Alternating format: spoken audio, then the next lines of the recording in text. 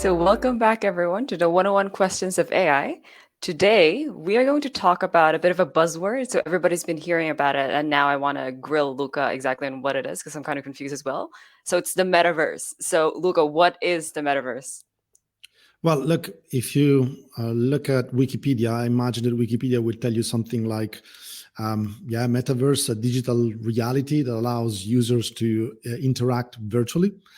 Mhm. This is, very high level, very fuzzy. So, do we have any examples? Actually, let me fight back and ask you: do you have an example of the metaverse? Like everybody's talking about it, but can we mention one instance of this, complex I don't technology? know. I have no example for you. I'm really confused, honestly. Okay, maybe we can find one example together then. Hmm. I think that, despite all the hype and all the claims, we already use the metaverse. And actually, right now, in this live chat that we are having, I see your face, you see mine. Hmm. We're kind of in the same page, if you know what I mean. So Hmm. our two webcams are put close together.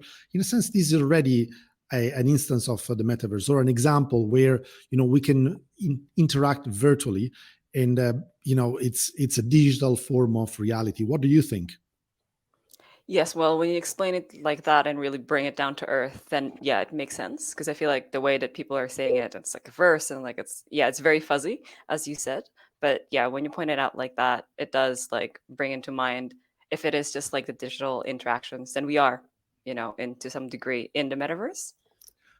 I mean, there are very limited functionalities. If you take Hmm. in features, if you take tools like Zoom, like Microsoft Teams, like Skype, Hmm. you can't change your appearance, for instance. You can't uh, you can't interact beyond verbal communication, but you can still do a lot of things. Okay, and the pandemic showed us that we can actually carry out with our job even if we are remote locations. So this is already there, and it's already quite powerful.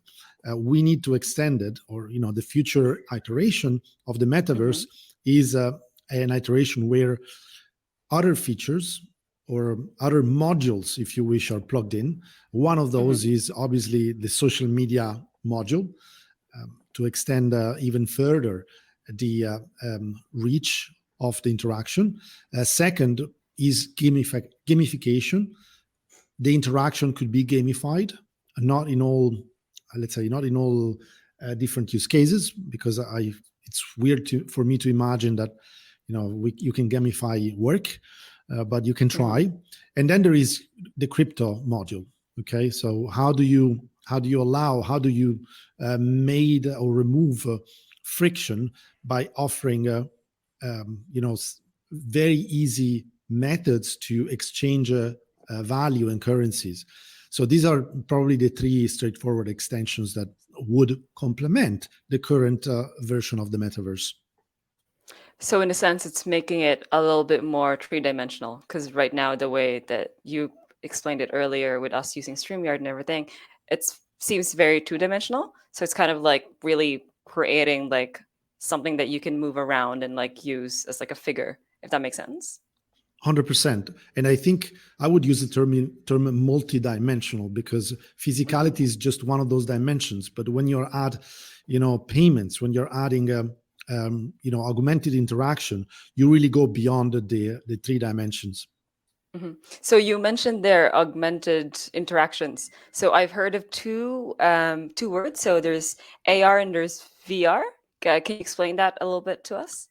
Yes, typically the metaverse was conceived for in a virtual reality environment, Hmm. where essentially you're wearing a visor or one of those bulky items that allow you to essentially stick a TV screen Hmm. in front of your eyes, Directly. and you see a reality that doesn't exist. Okay, you Hmm. see it's like being in a movie, in a sense, or in a video game. So everything is virtual. With augmented reality, um, you know, the hardware changes, and it also the experience also changes radically, because in that case, you have an overlaid lens, so Hmm. you can see the space around you through the glass of the lens, but on the glass, on the lens, you're projected additional information that enriches the physical objects around you. So very profound difference between the two. So it really, when they work together, then it makes it really like immersive, basically. So once you put on the glasses, it feels like a different world, but a world that's familiar to you, that kind of like mimics our reality. Am I understanding this correctly? Exactly. And there's still a big debate on whether or not, we should go for full virtual reality or, invest more time and resources on augmented reality, which is kind of a less alienating technology, in my opinion. Mm. All right. Well, exactly what is then the relation to AI? Is there a relation? Or Oh, there are many relationships. I think we're getting out of time here. I will mention three, and then in the next episode we're going to discuss and flesh them out.